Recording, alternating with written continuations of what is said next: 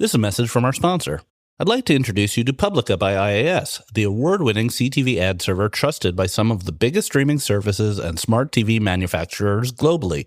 Publica helps a growing number of leading AVOD and FAST services to power their programmatic ad break decisioning via products including a unified auction, server-side ad insertion, and a demand-agnostic ad server built from the ground up around streaming. Head to getpublica.com to find out how they help CTV publishers to grow their advertising revenues and provide streaming audiences with linear-like TV ad break experiences.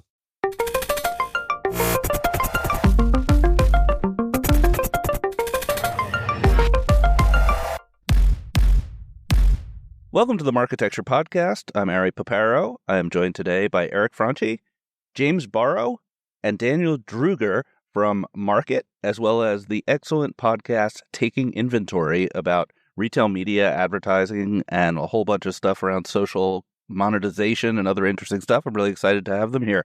James and Daniel, thank you for being here. Yeah, thanks for having us on. We're huge fans of the pod. You guys were the reason why we started our podcast, so excited to be here. That's great to hear. You guys have much better production values than we do. I listen to your podcast. You have like background music. It's really well edited. Eric and I just slap this thing out every week. I give Daniel as the secret weapon. Seriously. He has I take full credit. The AIs are getting very good. Oh, okay. Yeah. Okay, let's talk about that later. All right, the AI is doing the podcast. I would like to replace myself with Chat AP, maybe. So let's just start with the basics. What is Market, or with the URL's with Market, but I assume you just call it Market. Yeah. It's just called Market, but you can check it out at withmarket.com. Basically, we have this thesis that every walled garden and every sales channel is basically going to become AI driven. So you'll log into their AIs and you'll sell your products and you advertise against it. And we think that's like a really logical place for there to be an abstraction layer where marketers and brands can basically manage all those AIs using AI. And so the way we kind of think about it is like step one in all that is like, let's help you bring all your data together and you can talk to it. And then from that, the data can actually start to suggest things for you that what your business should be doing, how you make more performant decisions. And then ultimately, you can say, I trust you, go for it. So we're trying to build basically this fully autonomous marketing AI for all of your marketing initiatives. Not ambitious at all. Yeah, I mean, we loved Snapchat to come do this. So we figured if we were going to leave, we we're going to take a big risk. So it's early, but it's pretty cool. I'm shocked every week, kind of the new things that it's able to do. All right, so maybe zoom out a little bit and give us your perspective about how the market is coming together. With your background from Snap, that's a walled garden, obviously not very interoperable. And I don't want to put words into your mouth, but it sounds like what you're saying is there's going to be a lot of different places that marketers are going to have to do their business, and they're not going to be interoperable, and you need to bring some intelligence to that problem. Yeah, and I don't think they're necessarily I think the walled gardens get a bad rap for not being interoperable. They kind of are. Like each of them have their own ads API. And so like you can build systems that talk to those and coordinate against them. When like the cookie was the key identifier, it was a pain in the butt. I don't know if we can swear on this one. You can on Taking Inventory. I think butt is acceptable. Okay. We would edit you out if you said ass or ass cheek or anything like that. So in the pre-cookie, sort of regime, the walled gardens were not very easy to work with. But in this world of like first-party data and coordinating across all that, you can build tooling that makes it very easy on the demand side to advertise across all these things. And that to us strikes as such a logical thing for like an AI agent to go do on your behalf. It was a pain when you had a bunch of people logging into all these tools and dealing with it, and people were building kind of workflow against it. My first company before we were at Snap was one of the early ads API companies. So we've been beating our heads against these things for the last 15 years. And I think the walled gardens in general are accessible. And I think that, if you can get big enough to become one, you probably should become one. There's some really big benefits to it. I don't think that like open web should go away. I just think that there's like a very real place for both of them. So it's an AI to wrangle other AIs because the platforms have their own AIs. So what does that mean? What are specific levers that your AI could use to tell the other AIs how to behave? you can like basically we have a whole thing of basically prompts and sub prompts. So you can say, listen, tell me how my campaigns are doing, how are my sales, what are my worst performing products, which images should I be changing across these platforms, and then the system will actually go ahead and make those suggestions. It can actually create images for you. It can create audiences for you to go ahead and do it, and then it can push it to those different platforms. And we have this sort of thesis too that like even though you're going to be working with these different AIs, it's not going to be this idea of just like me and the AI together. So it's actually what we call it like basically group chat, where it's like me and maybe the agency are working together with our system, or me and my co-founder are working together with the system, because like ultimately there is a form of human intervention that has to take place. But we think it's like a very logical way for this to work, and our UI looks like ChatGPT. Like, and we do think, and we feel pretty confident about this, like a year from now when you buy ads on Meta, you're going to be talking directly to Meta AI, right? Like point and click is going away. It's all going to sort of change. And so we're sort of preparing for that world where you can have someone who's, sitting on top of all that stuff. Do people just type in "more effective!" Basically. Return? Yeah. And we should have I should have mentioned this in the beginning. Our fund is an investor in Market. Our fund is an investor in Marketecture as well. You guys first started focusing on retail media. In fact, taking inventory so named for the connection to retail and all that stuff. Retail is like the fastest growing category, you would think, if you sort of like classify it as open web. How do you think about retail and retail media as, perhaps the next set of walled gardens, or like an interesting place for this AI stuff to act? Is it, are you focused on the walled gardens? Are you thinking about retail media now? Is it next? Like, where does it fit in this evolution of AI? If you take a look at kind of what we're trying to accomplish, and we think that there's going to be this proliferation of walled gardens or even hedged gardens, I think retail media plays squarely within that. We've started with kind of what our background is on the social platforms with Facebook, TikTok, Snap, et cetera. CTV obviously is something down the path, but retail media is exactly kind of where we would want to expand. And I think part of that is each retailer has a very specific audience. They have very unique data sets around their customers and around their purchasers. And it's really about how can they leverage that to, better tailor ads and experiences on their own platform, but then also be able to reach those customers on other platforms, whether that's on CTV, whether that's on social, whether that's on other retailers.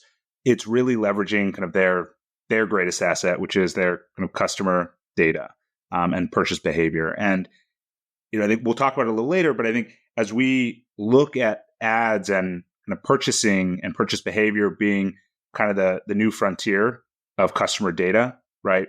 Point of sales data, kind of transaction data. When we look at attribution, it all comes back to where's that purchase being made, who's making it, how are they making it? And retailers have that unique set of data. And I think we'll start to leverage more and more of that over time into our AI. Yeah. And one thing we talk about internally a lot is that like this thesis that like payments are the new cookie. And so like if that is the case, then it makes sense for retailers that kind of control enough like screen time, right? They can be big enough to have enough inventory and enough data to merit building a walled garden, then they should. So, I think, the question becomes like, do the social networks become retailers, right? Like TikTok, like the difference between TikTok and Amazon slowly is going to be like the UI, right? TikTok's making a huge investment in social commerce, right? Yeah, they have to. And Meta will and has as well. They're really all going to start looking a lot like each other in some ways. And the question is how much of the sort of distribution and sort of supply chain management risk are they going to take on, right? Like in the case of TikTok, they're going all in. Shopify was in that business and then actually divested it. But I do think, you look forward, a few years from now, I think that like we're not even going to talk about retail media, going to be kind of back a little bit to like social media or like, commerce media or whatever you want to call it. But, if Walmart had bought TikTok as the discussions were during like the Trump administration, right? You think about like, what is Walmart? How would you think about Walmart today? And it'd be a lot different than you do right now. That would be pretty bizarre. I remember that, let's split TikTok among Walmart and Oracle. And, that was not on my bingo card But like, I just want to push back a little bit, maybe because I'm just old, but like, it feels as though there are only certain kinds of products that are really appropriate for social commerce. You know, you're not going to buy mayonnaise on TikTok, I don't think. You're not going to buy a couch on TikTok. Maybe I'm wrong. Am I wrong? I think you're wrong. Yeah. All right, that's cool. Yeah, but I think that, you know, if you go to like even TikTok shops, which is not like the most elegant implementation, and I'll be honest, I'm not like a huge TikTok fan or user. They basically shoved a store into the app, and that's fine, and that will probably work because they control so much screen time, and you know, consumer behavior drives decision making. So I don't think it's, you know, if you look at Facebook Marketplace, like, and that has been extremely successful. People don't give it credit. But like that is a behavior that kind of makes no sense for Facebook, but is working. And so I do think you'll buy mayonnaise. And the reality is you're buying dumb stuff from, not dumb stuff, you're buying superfluous stuff from Uber. And that be so you used to get your cars after you like had too many drinks. So it's like kind of random. No, I mean, it makes sense, but I think the dumb stuff marketplace makes a ton of sense for TikTok. I get all kinds of dumb stuff ads about like put your dog on a t-shirt. I'm totally fine with that. People should spend their money on dumb stuff. I'm just a little skeptical of the claim that TikTok and Amazon and Walmart are all going to converge.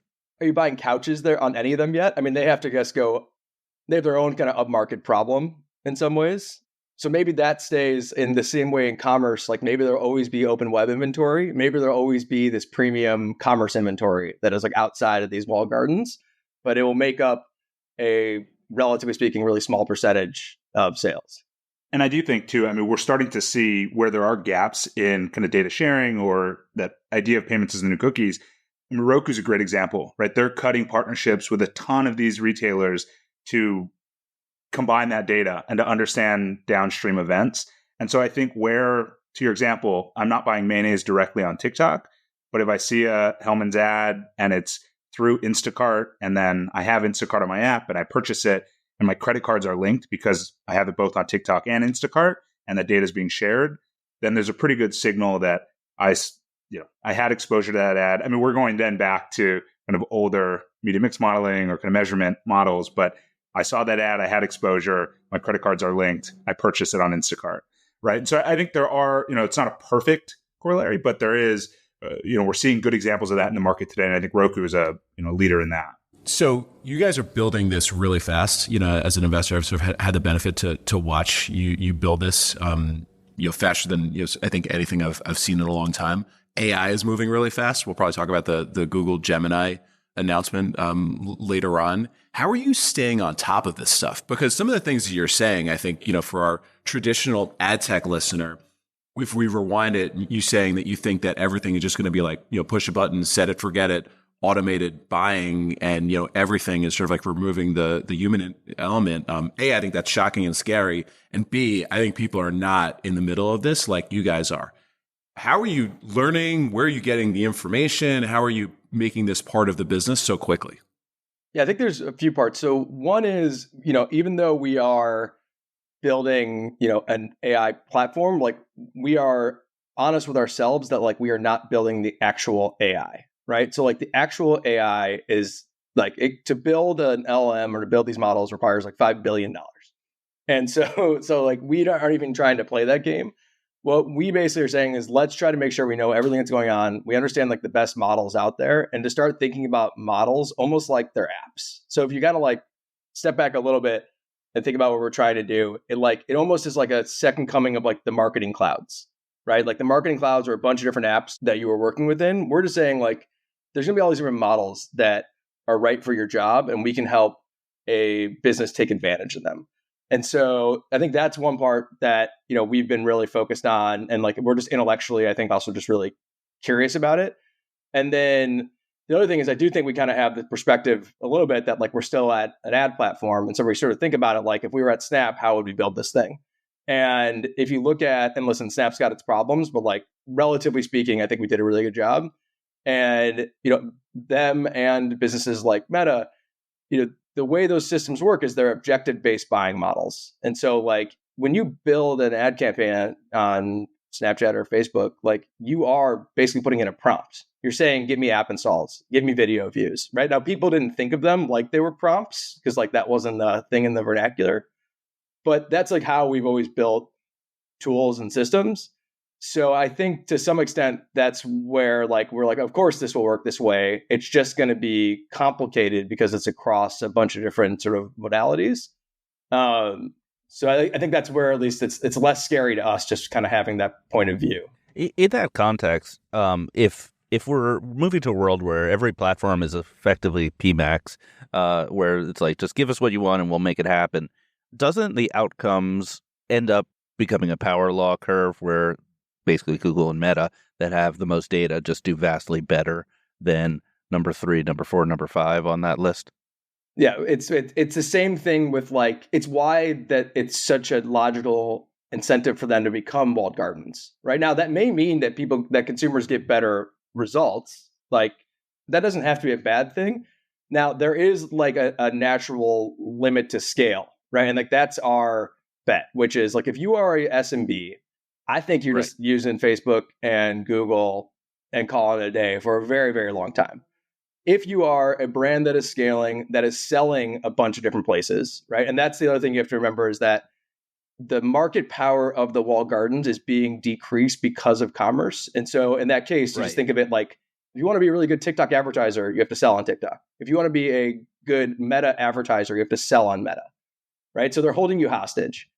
There's a bunch of different people now that have leverage across the stack, right? And so that's where we think it's like, it's going to be more cross-channel than people think, even though there is that power law dynamic. Okay, I think we got our takeaway from this podcast. The market power of the walled gardens is being taken away by social commerce. That's a really interesting thought I've never heard before. I believe, and I've talked to other people, that in 2024 we may hit the trough of disillusionment on the retail media, that it's hyped so much and it has certain problems that we're sort of painting over right now. The problems being, among other things, a lack of bid density on product listing ads. There aren't that many advertisers per search. Open web is still very cookie dependent. High expectations of revenue and margins, et cetera, et cetera. Do you want to react to that? Am I being Debbie Downer, or is there some problems here? No, I mean, I think I would agree with kind of how you explain that. I think there will be, just like on kind of social, and we've seen this play out 100 times, there will be some large winners that have scale both on the supply side and the demand side. And then there is a long tail of platforms that, to your point, heard retail media, saw fat margins, thought they could build a system or kind of partner with a Kevel and offer a system. But then they realize, wait, this is a lot of work. We don't have the bid density. We don't have advertiser density.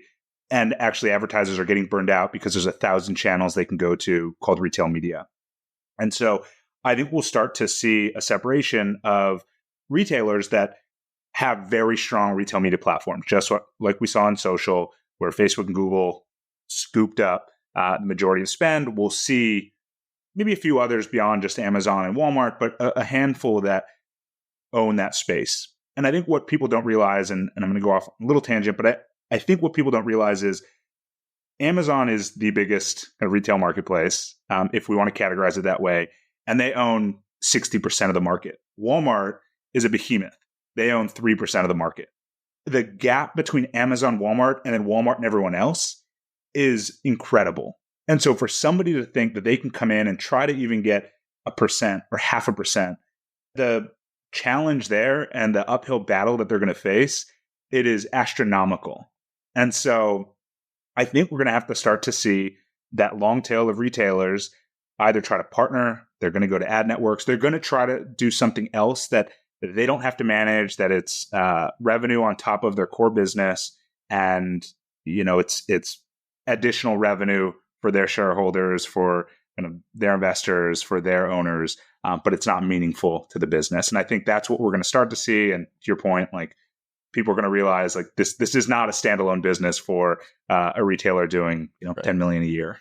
Does that make you bullish on Criteo? You could skip that question. No. I'm thinking about it. I like what Criteo is doing. I think that it's going to be challenging for them if there's not a big market with a ton of fragmentation of big players. I think it's going to be challenging if you have a ton of small retailers trying to aggregate that up and try to fill supply into all of these different retail media networks. And so I think what Criteo is doing is great. I think how they've built that business back up has been tremendous. I think they'll probably win in that space. I don't know if it's a space worth winning long term. My take is that, like, in some ways, it's like I still think the market is kind of missing the script. It's like, what happens when YouTube gets serious about shopping? Like, what happens? We know what's happening with TikTok. Like, there's just like I really do come back and think about like screen time as like being the main driver of like ad revenue for most of these businesses, and like people just spend their time at all these different places. So I think there's interesting businesses that can be made, but I think like we've talked about this internally. It's like as like zero interest rate policies go away, just it's so obvious now. There's more partnerships, there's more consolidation, and like these businesses that like you thought could be standalone very quickly sort of can't. And so, yeah, I think the smaller RMNs are going to be in an interesting spot. And I just think that the really big guys are going to bring in a lot of demand really fast. Makes sense. Talk about the podcast, Taking Inventory. Why'd you start it? Like I said at the beginning, we started it because of you guys. I mean, honestly, we started listening to you and we're like, this is amazing. All these different people, you can get on it. And I think also you guys showed us just like people really want to share what they're thinking. And we were learning so much about, in particular, I'd say like from the open web side from you guys. And we're like, for better or worse, a bunch of our friends are all at these walled gardens. And so we were like, this could be interesting to start doing. And it's been awesome. I mean, like we've learned a ton. It's been fun to have like friends on it. For us, like, we did it, purely because like we wanted to kind of make sure we were kind of back in the mix in ad tech and make sure that we kind of knew everything was going on. We don't monetize it. It's like, it's like a little random. We've had friends from Snap and from, Reddit and X. And then we've had, the founder of Serve Robotics who builds self-driving delivery bots because he's, putting ads on it. And we had the former White House chief correspondent at CNN on to talk about like, the election and ads. So it's all over the place in some ways, but it's been like fascinating and it's been fun. And it's been a good like muscle for us to do. It's like hard. I mean, you guys know it because you guys do this. Like it's hard to do these things at first. And so I think it's been like a good thing for us to do. Yeah, I always worry like I'm going to run out of guests at some point. And it has not. We're coming up on a year and it hasn't happened yet. But at some point, what's the most surprising thing you've learned on your podcast? I think, the Serve Robotics one was fascinating. It like, I've always believed that like ads are actually like a good thing. Like I'm like very much like, I think it's a positive thing, but like the fact that it can change the economics of a business like that so dramatically and make it where like local commerce can be more effective, make it where like, like his vision is like to drive down the cost of goods for last mile delivery to like lower, the number of deaths within a mile of your household. And it's all basically subsidized via ads. It like makes the model work. Have you, kind of came away with a different way of thinking about B2B marketing, right? Because you're doing this, you're enjoying it, but like make no mistake, you guys are running a startup and that startup is connected to a lot of the conversations that you're having. Has it shaped how you're thinking about building a brand for market, thinking about, how you sort of like build B2B brands in general? Or is this truly like, hey, this is a pod and we're just having fun and growing and doing good things? No, it's obviously, every episode we say it's sponsored by Market. So it's very much like for our business. But I think I've learned people want to just like know the people behind the business way more than they used to. Like my first company, we sold that in 2015. And like, I don't think it mattered kind of who was behind it. Like we were building software. It was kind of like this, it wasn't like there wasn't a personality to it. I think now you look at Eric Seufert and you look at you guys and you look at AdTech God and you realize that like, at this point, I think if you don't have like a personality tied to your business, it's going to be hard to get exposure. And it's definitely made it like our like, we're onboarding people onto Market like every day. But we have like a huge wait list. And I think it's from that podcast. Like I really do think that a huge driver of it. So it definitely changed the way I think about it. The other part to that, I think, is kind of the purpose-driven aspect of these different businesses. I mean, James mentioned Ali Kashani. He's building this robotics business, but really understanding why he's doing this, right? He's trying to drive down the death rate. Jessica Yellen, she started a new kind of newsletter and media business on social, but she did that because cable news was kind of fear-mongering, and she didn't like how that was playing out. So hearing the stories of all these people, why they're actually building these businesses, why they're actually pursuing the paths that they're pursuing is really interesting. Because at face value, you'd say this, Ali Kashani is trying to deliver goods within the last mile, but it's really driven from a place of purpose and a vision he has, not just, I want to get a burrito to your door. Right. And I think that's sort of why I started Marketecture. I really wanted to get to the heart of a lot of these ad tech techniques and products and not have the sort of marketing BS that you often hear. You also reminded me to do a little promotion, which is if you're interested in advertising on Ad Tech God or Mobile Dev Memo's new podcast or this Marketecture podcast, please email me, ari@marketecture.tv. With that, let's take a quick break and go through the news of the week. This Marketecture podcast is sponsored by Adelaide. Remember Where's Waldo? He was 100% viewable, but still awfully hard to find. Your digital ads are like Waldo, viewable, but in a sea of distractions. You need to move beyond viewability. Adelaide helps brands like Mars, Audi, Colgate, and the NBA measure media quality and drive better performance by optimizing campaigns programmatically with attention data. Adelaide's metric, AU, is available on nearly every major DSP and SSP, making it easy to leverage attention metrics.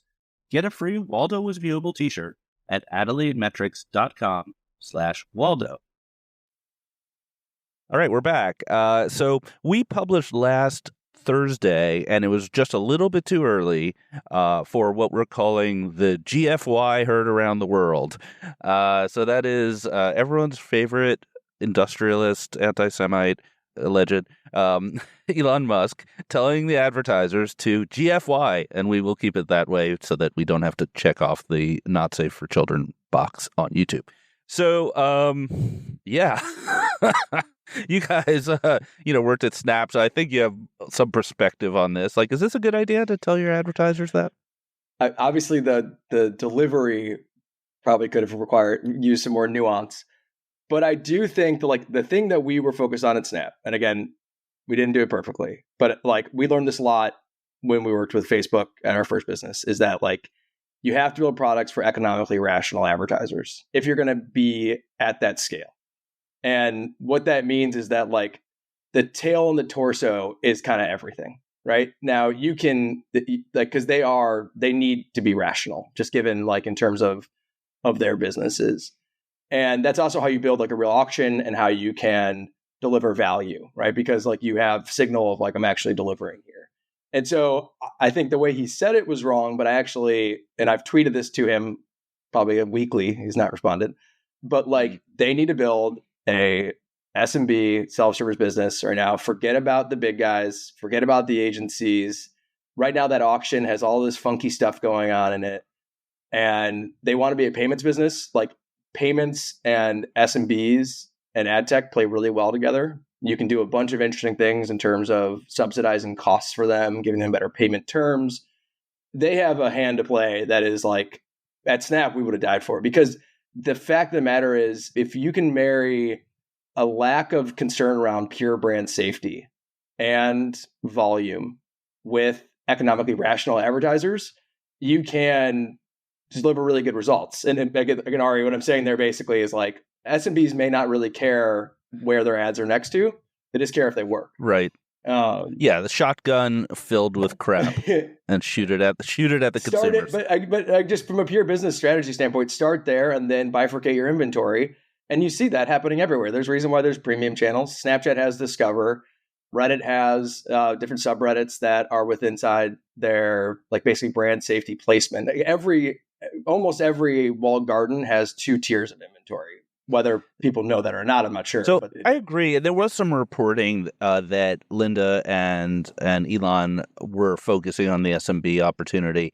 I would just push back on whether it works, right? Because I think what you said to start, which is that you have to base your product on economic rational actors buying it. We're kind of making this assumption, they're making this assumption that the ads work for SMBs, and I don't think they do. But working is a function of price. You actually can, if working is defined by putting $1 in and getting $1 out, right now, it may not work for their business, but they could take the floors down to 0. right, and find the actual clearing price of that auction. And they could, quote unquote, make it work. Now, can they get enough density and signal to make that work at scale? That's like a different question.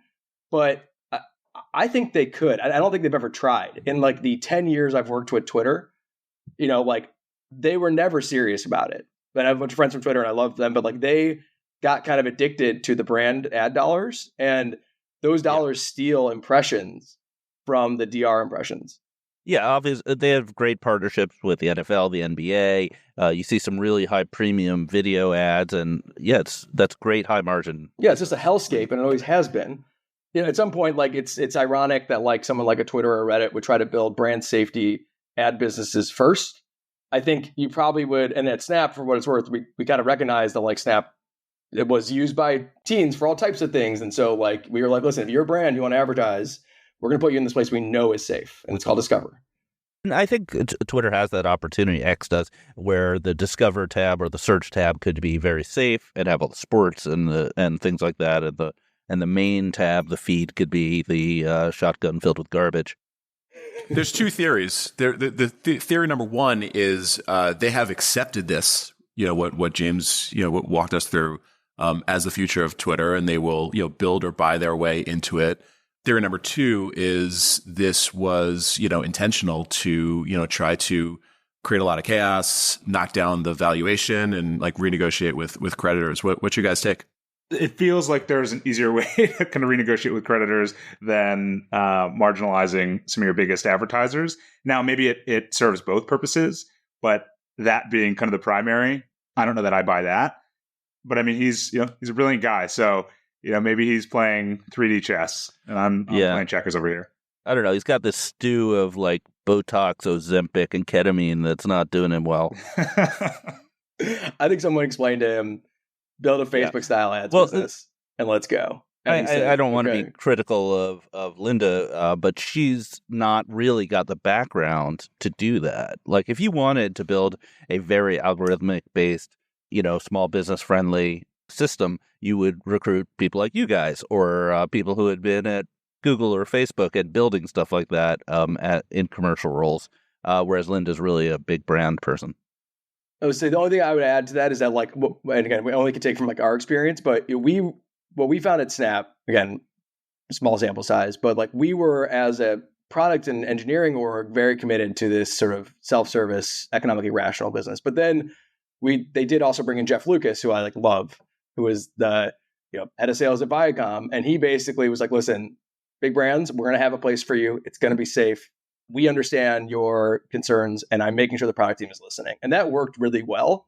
So there could be somewhat, at least there's an example of that working to some extent. All right, let's talk about more personnel changes. So Jerry Dishler is out at Google. Jerry was effectively in charge of everything on the ad side. So he was a level up from like the DoubleClick network business. Search ads reported up to him. He was really the head of ads. Really everything excluding YouTube, I believe. All those overlap there. And he was replaced with a woman who I do not know, named Vidya Srivastava. Yeah. Do you know her? I don't. So I did a little bit of research, and I can answer the question of who is Vidya. Go for it. And I'm like surprised that I've never heard of her because she's got like an insane resume. So started her career out 10 years at IBM as an engineering lead. Then went to Amazon 6+ years at AWS and was a GM at AWS. And then she's been 4 years at Google. And in those 4 years, she's successively taken on more and more responsibility. So like she started with ads leadership on like buying and measurement. And then she added search and Google properties. And now she's running the whole thing. So Vidya, I know you're out there. We'd love to talk to you. Come on the pod. Come on the pod. Yeah, come on. And then number two, I think this is a very interesting profile. I mean, it's an engineering lead, a GM at AWS, now running Google Ads, which, we know the future of it is going to be completely like AI and engineering led. So this is, I think, super impressive. The ads business at Google has a pretty clear vision of going all AI, all tech, much less people. Another thing I'd like to just compliment Google on, which is they're really good about allowing people to move up the ranks. You do not have to do your time for 10 years in some middle management role to get promoted.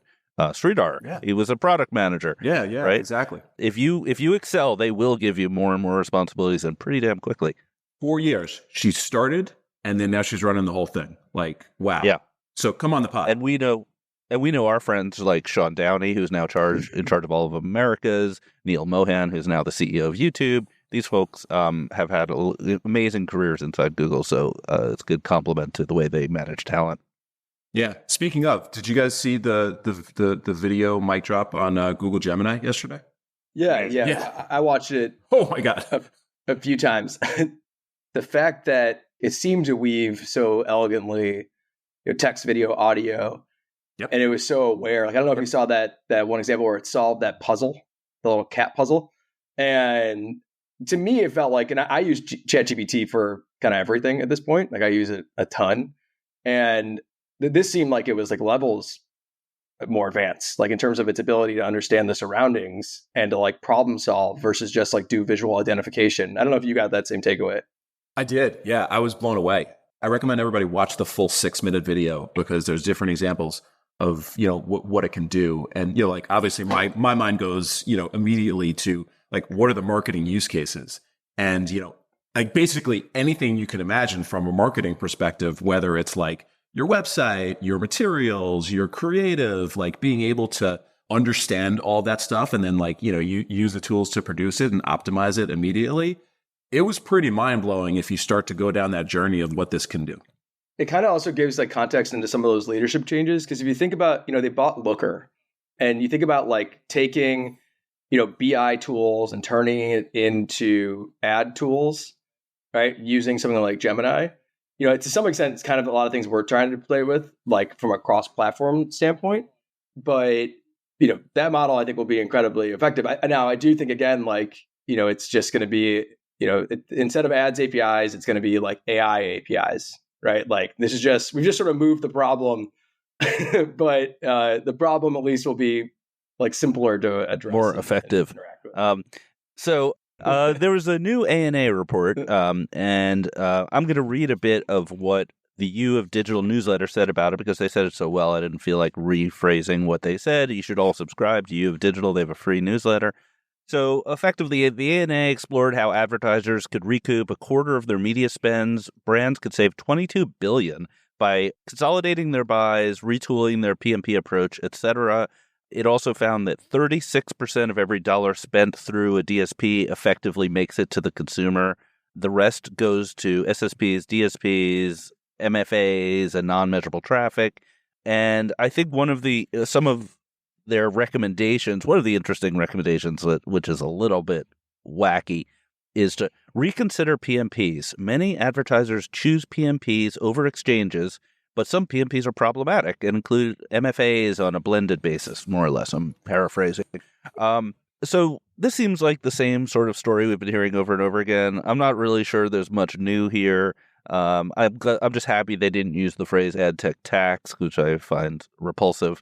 Eric, I mean, is there anything new here? Should we even be talking about this?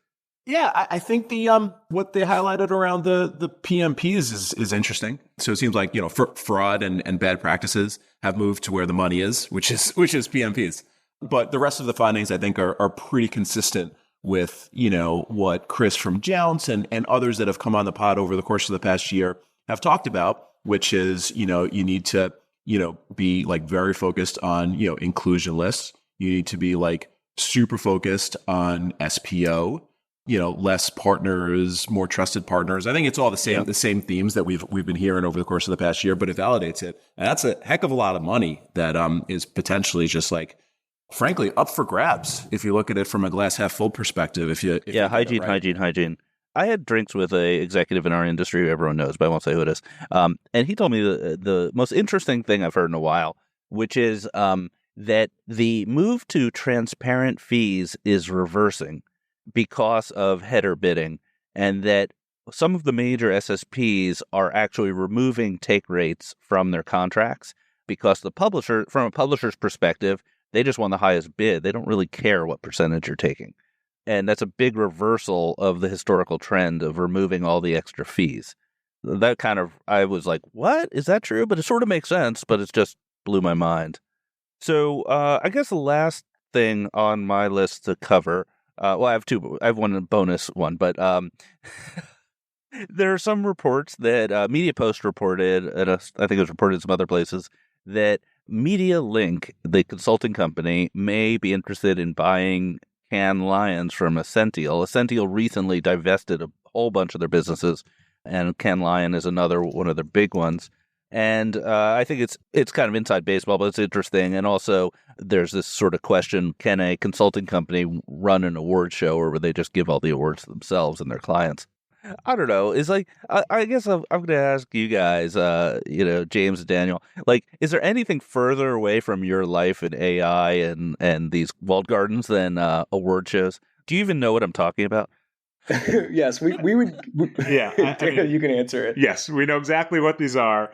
We actually had somebody on the podcast a while ago, Alex Reynolds, who runs a B2B SaaS company tailored for event marketers. And so kind of going back to kind of learning new perspectives and kind of how people are operating different types of businesses and how it all comes back to ads and marketing. I think these events are a great way, obviously, and post-pandemic are a very performant way of getting in front of the right people, getting your brand exposure, selling through to clients, whether it's consulting or other services. I don't know the kind of financials of these kind of events and kind of how people run them, but I actually think it's an interesting move for a consulting firm to buy an event and use it as a huge tool for exposure, and then also a reason to get in front of the right people and try to sell through services. But it does bring into question, as you say, like, how are they actually deciding this stuff? And to answer your question, I mean, for at least from our perspective, the awards, they probably don't really matter. I mean, if you're going to be totally honest about it, when, like, I think we were winning them at Snap for stuff, and it was like, all right, like, cool. Like, does that mean that we're going to hit our numbers? Last time I was at Cannes, Snap had this immersive dark room. It was like so dark you couldn't see your hands in front of you, and you just walk around in the dark trying not to, like, touch other people. It was the weirdest thing I'd been in a long time. We definitely were good at spending money at those events, but I don't know if the award, if I found out the awards had some form of we're not pure in nature. I'm not shocking. Sure. Shocking. I'd still go to the. And I mean, going back to Snap, I mean, if we were targeting rational advertisers, those are not the same people watching the Cannes Award show and looking at the creative awards. They're saying, what? Can I get a UGC ad up for cheap, and is it going to perform for me?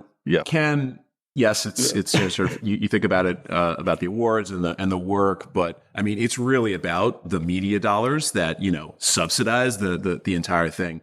And when I first saw this headline, I was like, wait, MediaLink doesn't already own it? Because if you've ever been, they have a massive presence. Have had a massive presence, for many years since I was going to it back in the Undertone days.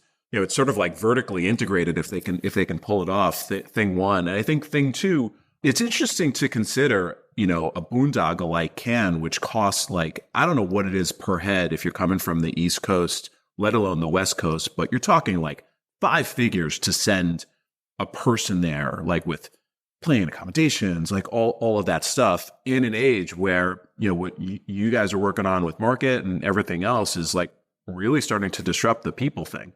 I think there's always going to be a venue for high level meetings, and there's always going to be like high level engagement in all of these companies, regardless of the algos.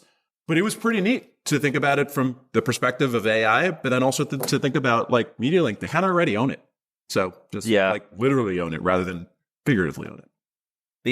So, Eric, is there going to be a cabana or a yacht for Aperium this year?